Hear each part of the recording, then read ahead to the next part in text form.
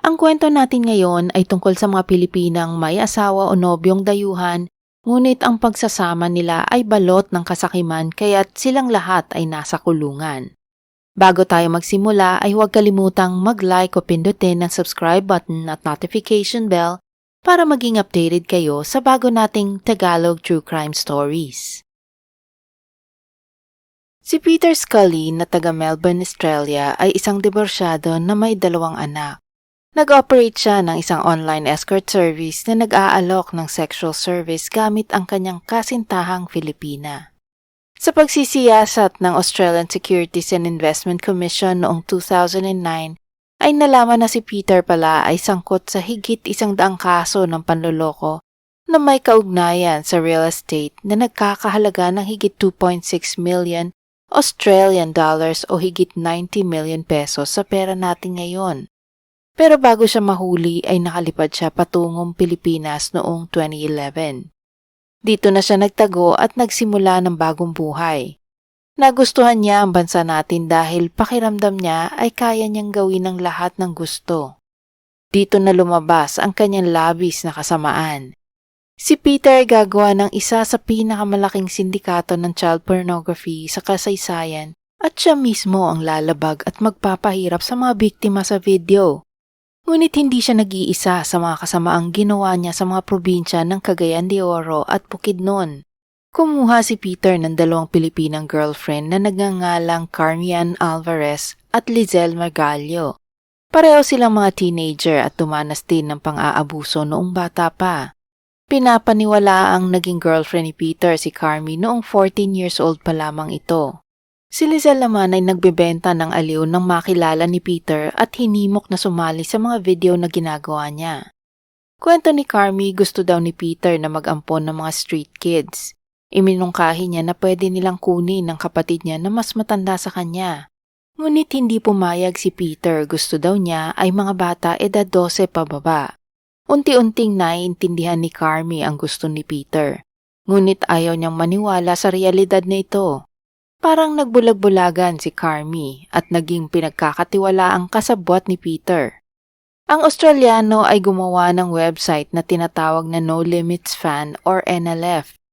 Doon siya ay nag-aalok ng pay-per-view video stream na pinakamasama at bastos na uri ng palabas. Ang masama pa dito, ang mga kliyente niya ay mula sa iba't ibang parte ng mundo. Noong 2012 ay nag-post si Peter ng kanyang pinakamasamang video na tinatawag niyang Daisy's Destruction. Nagbayad ang mga tao ng aabot sa $10,000 o higit 500,000 pesos sa pera natin ngayon para lang mapanood ito. Pinapakita dito ang 3 batang babae na paulit-ulit na nilalabag at pinapahirapan ni Peter at ng kanyang 2 girlfriend na sina Carmian at Lizelle. Isa sa mga bata ay 1 taong gulang pa lamang na tinali patiwarik, sinasaktan at ginagahasa. Sumikat ang video na ito sa dark web kaya't napansin ito ng mga otoridad. Kaagad na sinimulan ng pulisya sa buong mundo ang pag-aayos sa kasong ito. Kailangan nilang hanapin si Peter at ang kanyang mga kasabwat bago nila sirain pa ang buhay ng iba. Nagkaroon ng isang worldwide hunt para kay Peter. Unang nadiskubre ng Dutch police na ang lokasyon ng video ay sa Pilipinas. Nakilala ang hindi bababa sa 8 mga Pilipinong batang biktima ang nakita sa mga video. Ang Australian Federal Police ay nag-imbestiga din at nakilala ang Australian accent ni Peter. Dito ay nangako sila na hahanapin at aarestuhin ito kaya't lumapit sila sa mga otoridad dito sa Pilipinas. Noong 2014, nakilala ni Carmian ang magpinsan na sina Queenie at Rosie sa isang mall. Dinala ni Carmian ang 2 bata sa bahay ni Peter sa pangakong papakainin sila nito, ngunit pinainom sila ng alak at ginawa ng kahalayan. Sinubukan tumakas ng mga bata ngunit nahuli sila, kaya pinahukay niya ang mga ito at tinakot na kung magtangka uli silang tumakas ay ililibing sila dito. Pagkatapos ay kinadena ang magpinsan na parang aso. Alam ng mga bata na wala na silang takas. Sisiguraduhin ni Peter na hindi sila makakalabas ng buhay. Sa mga susunod na araw ay hahalayin at pahihirapan ni Peter magpinsan habang kinukunan ng video ang lahat ng nangyayari. Sa ika-5 araw ng kanilang pagkabihag ay bumalik si Carmian sa bahay. Naawa siya sa magpinsan na nakakadena kaya't pinalaya niya mga ito. Agad silang umuwi sa mga magulang nila. Pumunta sa pulisya at ikinuwento ang nangyari sa kanila. Kaya't matapos nito ay pinuntahan ng mga pulis ang bahay kung saan binihag ang mga bata. Naabutan lang nila si Carmian doon at siya ay inaresto. Si Peter ay pinaniniwalaang nasa ibang bahay nang mangyari ito. Nagsanib puwersa ang Australian at Philippine Police dahil sa pagkakahuli kay Carmian, natunugan ng NBI na si Peter ay nasa Malay-Balay City, Bukidnon. Ngunit nahirapan silang matuntun ito dahil habang sinusundan ay patuloy siyang nakakatakas. Kaya't sila ay nagsimulang magbahay-bahay. Siniyasat ng mga otoridad kung saan naganap ang mga pang-aabuso. Hinanap ng mga pulis ang mga kaparehong tiles, hagdan at bintana ng mga nasa video. Pagkatapos ay hinanap din nila ang mga biktima. Nakita nila si Daisy na 18 buwan pa lamang noong ginawa ang sumikat na video na Daisy's Destruction. Si Cindy na 10 years old at si Liza na 11 years old naman. Ang tatlong biktima ay ipinagkatiwala kay Peter ng kanilang mga pamilya. Sinabi ni Peter na papakainin at pag-aaralin ang mga bata. Si Daisy ay himalang nailigtas ng kanyang pamilya na may mga bakas pa rin ng paghihirap na natamo niya sa kamay ni Peter. Si Liza ay nakatakas at nakabalik sa paaralan. Ngunit sa kasamaang palad nakita ang mga labi ni Cindy sa ilalim ng tiles ng isa sa mga bahay na inupahan ni Peter sa Bukidnon. Nalaman na pagkatapos ng paglabag at pagpapahirap kay Cindy ay pinahukay pa siya nito ni Peter. Sinakal siya ng lubid at itinapon doon mismo sa hinukay niya. Lahat ng ito ay nakuhanan noong 2012 at naibenta sa dark web. Noong February 2015, pinasok ng Australian at Philippine Police ang tahanan ni Peter. Sa wakas ay natagpuan na nila ang salarin. Hindi na nanlaban si Peter, patong-patong na kaso ang kinakaharap niya kabilang na dito ang human trafficking, panghahalay at pagmamaltrato. Noong October 2015 nagkasunog sa isa sa mga evidence room sa korte. Kaya't pinangangambahang malulusutan ni Peter ang mga kinaso sa kanya dahil marami sa mga video, photo at digital evidences ay nasamang natupok sa sunog niya iyon. Ngunit hindi naapektuhan ng pangyayaring ito ang takbo ng kaso. Sabay na nilitis sina Peter at Carmian at kalaunan noong June 2018 ay napatunayan silang nagkasala sa kasong human trafficking at pinatawan ng parusang habang buhay na pagkakakulong at dagdag na 45 years kay Peter para sa panggagahasa sa 5 kabataan. Si Lizelle naman ay nagtago sa Cebu at umupa ng isang malaki at mamahaling condominium unit doon. Ayon sa mga otoridad ay ipinagpatuloy niya ang iligal na gawain nila ni Peter online at dito niya kinukuha ang pera para sa kanyang magarbong pamumuhay. Gumamit siya ng alias na Shannon o Gina Carpio at sinabing ang asawa niya ay isang French millionaire. Kaya't walang kaabog-abog na lagi siyang nasa galaan, kumakain sa mga mamahaling restaurants, nagche-check-in sa mga magagarang hotel at resorts at miyembro pa ng isang kilalang gym. 2 taon siyang nagtago ngunit kalaunan ay nadakip din si Lizelle sa Malapascua Island at binalik sa Cagayan de Oro para harapin ang mga kasong kinasangkutan. Kwento niya sa NBI na inabuso siya ng kanyang ina noong bata pa kaya't nagawa din niyang saktan ang mga bata kasama ang kanyang kasintahan na si Peter bilang paghihiganti sa hirap na dinanas niya noon. Noong 2022 muling nilitis si Peter kasama naman ang 23 years old na si Lizelle dahil sa mga karagdagang kaso ng panggagahasa, pagpatay at human trafficking na naungkat pa ng mga investigador sa patuloy na pagsisiyasat sa mga aktibidad ni Peter doon. Matapos ang paglilitis ay muling napatunayang nagkasala si Peter at hinatulang makulong ng karagdagang 129 years. Si Lizelle naman ay nasentensyahan ng 126 years. 2 pang mga kasabwat sa pagre-recruit ng mga bata ay nahatulan din ng 9 na taong pagkakakulong. Ito ay sina Maria Dorothea Chi at Alexander Lau. Nakakalungkot isipin na sangkot ang mga kapwa Pilipino sa kahalayan na ginawa sa mga inosenteng bata dito. Nagsanib ang mga malademonyong mga tao para lang kumita ng pera. Ang ating pangalawang kwento ay tungkol sa Pilipinang namuhay ng mayaman dahil sa asawang drug lord na dayuhan. Si Canary Jane Abejo ay tubong Cagayan de Oro.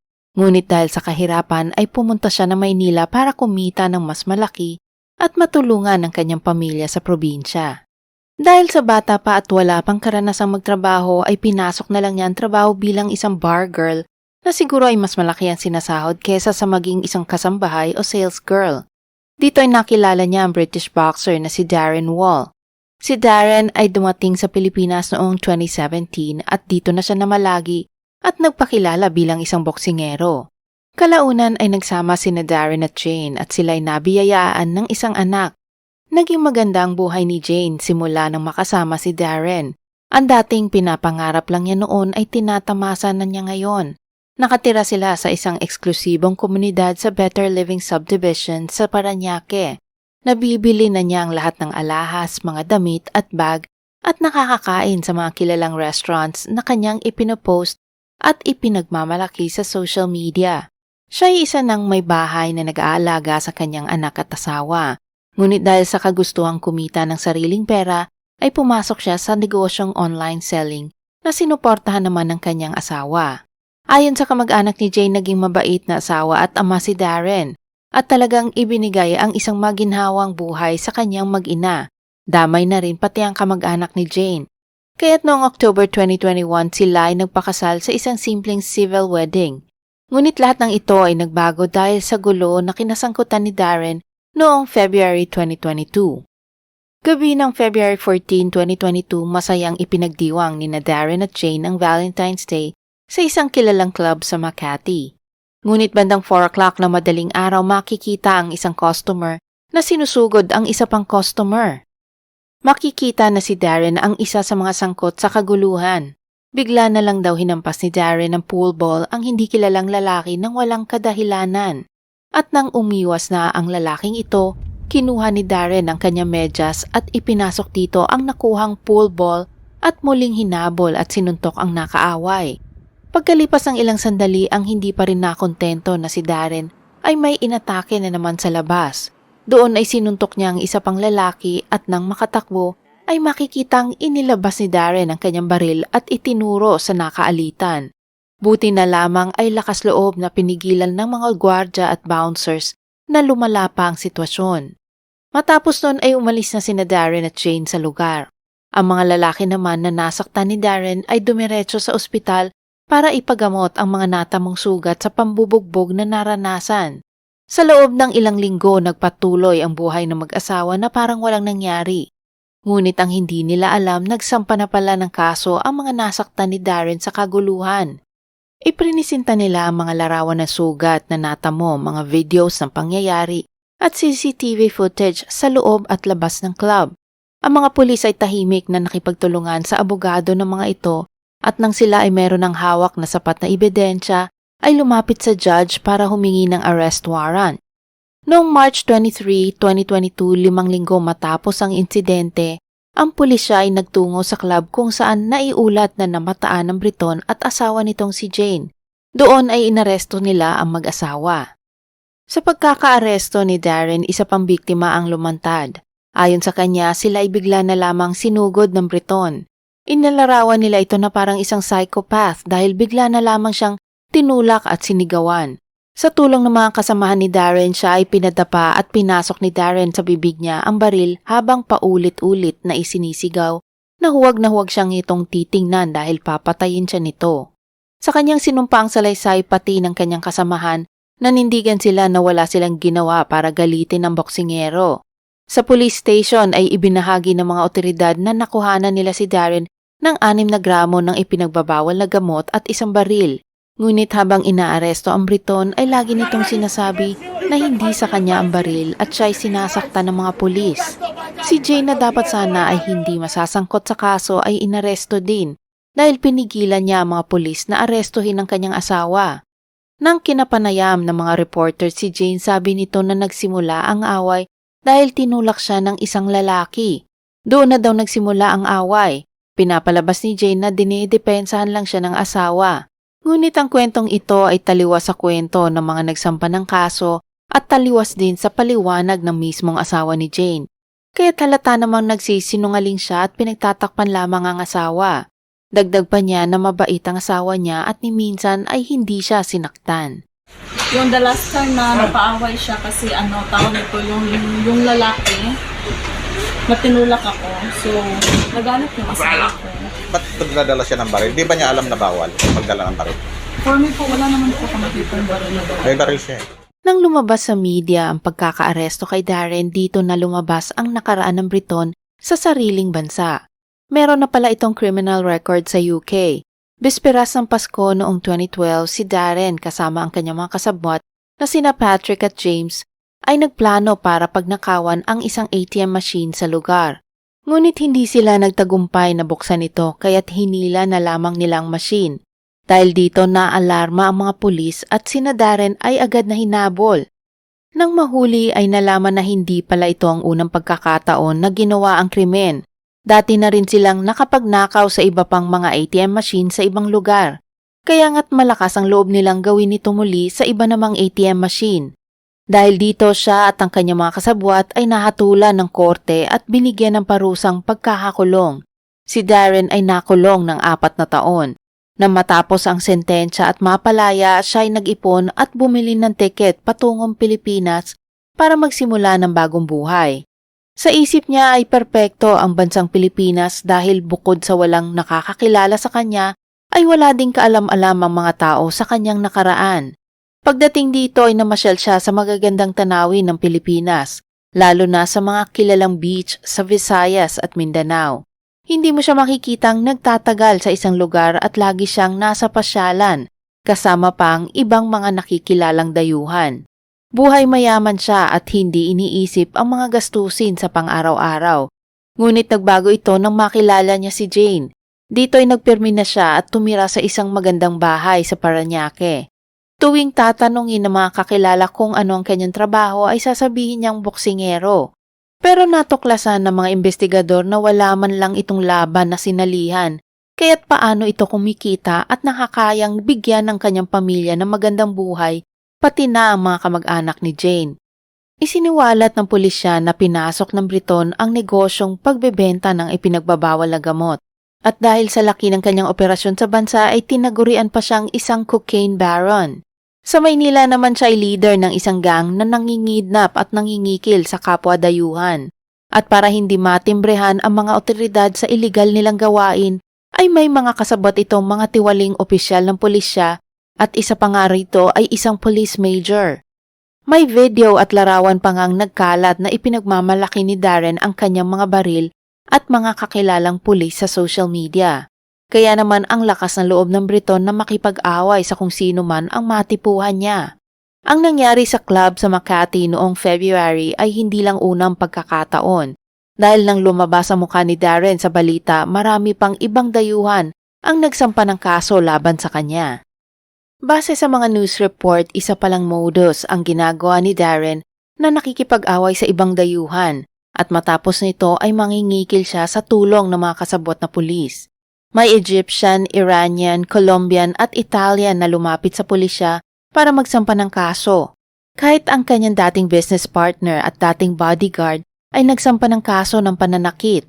Sa pagsisiyasat ng pulisya, nalaman din nila na may mga kaso pala ito ng panloloko sa ibang bansa base sa report ng Interpol. Patong-patong na kaso ang kanyang ikinakaharap ngayon gaya ng pananakit, pagkakaroon ng ilegal na droga at pagtutok ng baril. Kung mapatunayang nagkasala ay maaari siyang makulong ng hanggang 18 years. Ang kapatid ni Darren na si Natalie Fitzgerald ay umapela sa British government na sana siya ay ma-deport na lamang dahil sa hindi makataong kalagayan niya sa kulungan ngayon dito sa Pilipinas. Ngunit hanggang ngayon si Darren ay nagdurusa sa Taguig Southern Police Detention Facility. Ang ating huling kwento ay tungkol sa Pilipinang nakipagsabuatan sa kanyang dayuhang kasintahan na abusuhin ng mga batang walang kamuwang-muwang. Si Gladys De Gala ay tubong Iloilo at ayon sa kanyang Facebook account, siya ay nakapag-aral sa Iloilo National High School. Noong 2018 nang siya ay 21 years old na, nakilala niya ang 69 years old na Australianong si John Loeffler. Si John ay 2 taon nang naninirahan sa Iloilo. Dati siyang English teacher sa China mula 2011 hanggang 2015. Ayon sa kanyang biography ay nakapagturo din siya sa Portugal ng 1 taon. Dumating siya sa Pilipinas noong 2015 at dito ay namasyal siya sa iba't ibang probinsya habang nagtatrabaho bilang isang freelance writer at travel blogger. Ngunit sa lahat ng napuntahan niya ay nagustuhan ni John ang probinsya ng Iloilo. Kaya siya ay nanirahan dito sa bayan ng Tigbawan. Umupa siya ng apartment malapit sa dagat. Una ay natuwa siya sa lugar ngunit kalaunan ay nahirapan siya doon dahil sa problema sa transportasyon at walang maayos na kalsada. Nagkaroon din siya ng kasintahang Pilipina habang namalagi doon at nagtagal sila ng higit 1 taon, pero kalaunan ay naghiwalay din sila. Nagpasya si John na lumipat sa Pavia dahil mas progresibo ang lungsod na ito at malapit sa lahat ng establisimento. Na maging magkasintahan sina John at Gladys kahit na ilang dekada ang layo ng kanilang edad, nanirahan ang dalawa sa Park Regency Residences, isang tahimik na komunidad doon. Naging maayos ang pagsasama ng dalawa. Madalas nga ang pag-post ni Gladys ng mga larawan niya na namamasyal sa iba't ibang lugar sa Visayas. Kaya't siguradong naging masagana ang kanyang buhay pati na rin ang kanyang pamilya. Ngunit noong umaga ng September 15, 2018, ang magkasintahan ay inaresto sa kanilang bahay dahil sa paglabag sa cybercrime law. Ayon sa mga balita, ang magkasintahan ay matagal na palang binabantayan ng mga otoridad simula na makatanggap ng tip na sina John at Gladys ay sangkot sa mga iligal na gawain.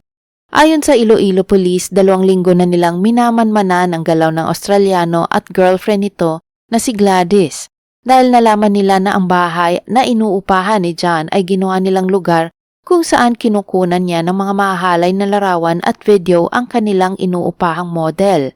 Ngunit ang masaklap dito, ang mga model na kanilang pinahuhubad ay mga bata. Nagtulong-tulong ang iba't ibang ahensya ng pamahalaan at ang International Justice Mission o IJM para makakolekta ng sapat na ebidensya at madakip ang mga salarin. Ang IJM ay isang international organization na tumutulong para sugpuin ang pang-aabuso sa iba't ibang panig ng mundo. Base sa ulat ng IJM, para wala ng palusot ang dalawa, ang isa sa kanilang mga ahente ay nagkunwari na kliyente na mahilig sa mga bata. Kaya't kinontak nito si John. Ayon sa ahente ay nang magkasundo sa presyo, binigyan siya ng website ni John para makapili ng mga modelong magugustuhan niya. Doon ay nakumpirma na ang mga modelong tinutukoy ay mga Pilipinang estudyante na nasa edad 13 hanggang 16 years old. Habang tinitingnan niya mga larawan ay sinabi ng Australiano na kung siya ay makapili ay agad siyang makakatanggap ng hubad na larawan ng batang mapipili niya. Bukod sa litrato ay inalok din ni John ang nagpanggap na kliyente na kung magbabayad siya ng mas malaki ay maaari niyang makausap ng live ang nakahubad na modelo. Gamit ang palitan nila ng mensaheng yan, kinontak ng IJM ang Iloilo Police Provincial Office. Habang sina John at Gladys ay tahimik na naghahanap ng mga kliyente, ang hindi nila alam, ang IJM at ang Iloilo Police ay kumikilos na para sila ay madakip. Ang mga otoridad ay nagtungo sa judge para lagdaan ang arrest warrant laban sa dalawa. Matapos nito ay pinuntahan na nila ang inuupahang bahay na magkasintahan upang sila ay hulihin at mangolekta ng mga karagdagang ebidensya sa loob ng bahay. Nakumpiska ang 4 na cellphones, 3 laptops, 1 iPad, Wi-Fi router at mga storage devices. Meron din silang kinuha ng mga resibo galing sa Palawan Pawn Shop. Marahil dito nila kinukuha ang binabayad ng mga kliyente. Dinala ang mga suspect sa presinto ng Pavia Municipal Police Station at sinampahan ng mga kaukulang kaso. Dito din nalaman na 4 na buwan pa lang magkasintahan ang dalawa. Ayon kina John, humigit kumulang na 10 mga bata ang nakuha pa lang nila upang gumanap bilang mga modelo kapalit ang pera. Nahanap at nailigtas ng pulis ang mga batang babae na nasa edad 13, 14 at 16 sa La Paz District ng Iloilo City at sa mga bayan ng Oton at Tigbawan sa lalawigan ng Iloilo. Kahit nakakasimula pa lang ng ilegal na operasyon ni Gladys at John, mukhang sanay na ang Australiano sa ganitong kalakaran dahil base sa panayam sa kanila tinuturuan ni John si Gladys kung paano patatakbuhin ang negosyo.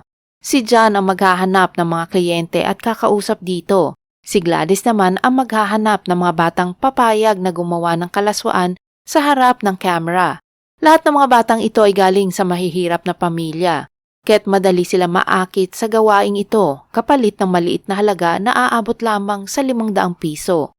Pero ang hindi nila alam, malaki ang kinikita ng magkasintahan na maaaring umabot sa 15,000 kada modelo, lalo na kung gusto ng kliyente ang isang live feed mula sa bata. Sa presinto ay umamin si John sa nagawang krimen. Dagdag niya, malaki ang papel ng Pilipinang girlfriend sa iligal na operasyon. Dahil bukod sa paghikayat ng mga batang modelo ay siya rin ang nag-aasikaso sa pagkuha ng mga bayad ng kliyente. Ito na ang huling impormasyon na makakalap tungkol sa kasong ito. Kung sila ay sinampahan ng karagdagang kaso sa human trafficking, ay maaari silang makulong ng habang buhay. Nasa tingin ko ay tama lang dahil sinamantala nila John at Gladys ang kahirapan at kamuwangan ng mga batang biktima para lang punuin ang kanilang bulsa. Salamat sa pakikinig sa mga kwentong aking ibinahagi. Sana ito inyong nagustuhan at may bagong natutunan. Bago ko tapusin ang video, shoutout po Miss Maldita Bilog, Miss Jessamine and Blanca's family of Kamiling Tarlac, Miss Angelica Sahagun, Miss Luz Tenizo, and from Hong Kong with love, Miss Rosemary Biagtan. God bless po sa inyo at laging alagaan ng sarili. Para sa mga bago kong manonood at hindi pa nakasubscribe, huwag kalimutang i-like ang video at pindutin ang subscribe button para matunghayan nyo ang mga true-to-life crime stories dito.